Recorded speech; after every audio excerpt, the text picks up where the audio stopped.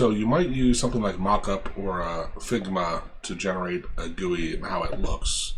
And here I asked for the font to be a little bigger. Let's also say, can you change the black to green? And this is cool, but it you know, when you get down to the nitty-gritty of what you're trying to do, it can be very particular.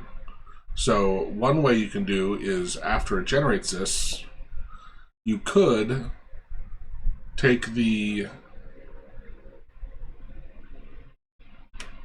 version here and get the code and go copy this and paste it into an AI tool and ask it to create a version for you. So I can select all this. I could go to like Claude. Let's see here.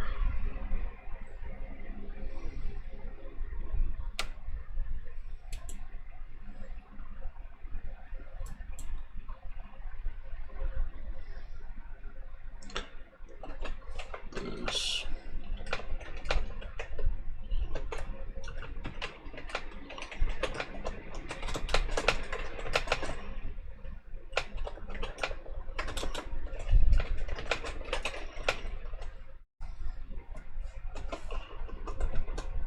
So I'll paste it in there, run it, and you know, Claude will do its best, and it's not terrible. But if you want to still have flexibility and to be able to move stuff around, it's still kind of annoying. You can talk to it and move stuff. Let's see how it's going to do.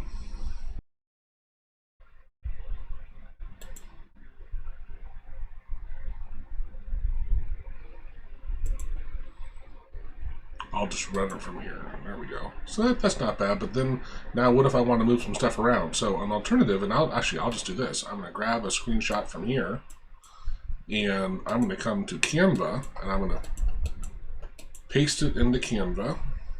Whoa, hey, that's interesting. Let's try this again. There we go. Get rid of this guy. Let's move some of these things out of here. And I'll make this bigger.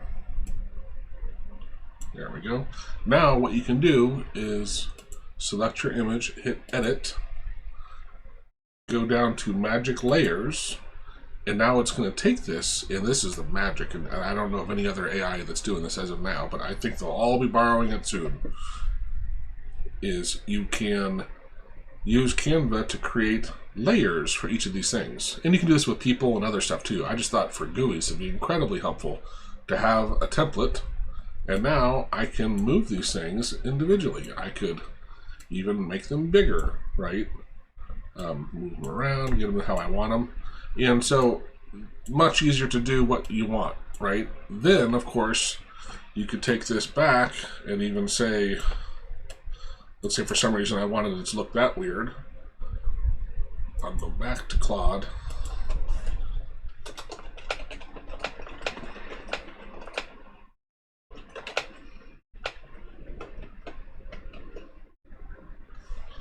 I should say form. There we go. But the layers, that's really cool. It's a very new thing in Canva that I just thought was awesome.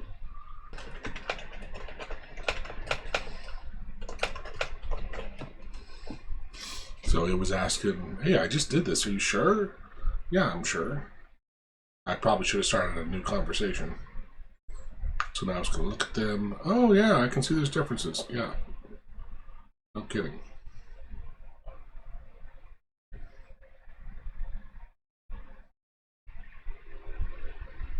There is a plugin, I think it's called Playground, that allows you to move things around as well.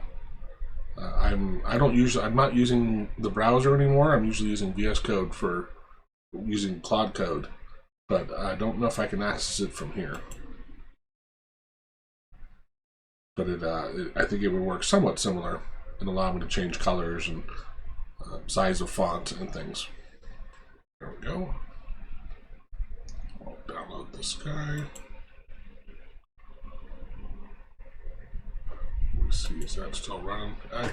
So this was the original, and then I changed it. I'm going to now replace that and rerun it. So this was the updated version from Canva with the layers. So you can see it kind of moved it around and centered them. I don't think I had those centered, but it would think that, hey, those should have been centered. So pretty cool flexibility, and much easier to create mock-ups or to create a GUI than trying to draw it by hand and mess with it, right? You just kind of get something the way you want it and then feed it to Canva if it's already in the whole thing and make it layers, and you can adjust stuff. Or just work with it in Figma, but then you're still using prompt stuff, which I don't necessarily care for in building a GUI. Hope you enjoyed that. Like the video if you learned something. Cheers.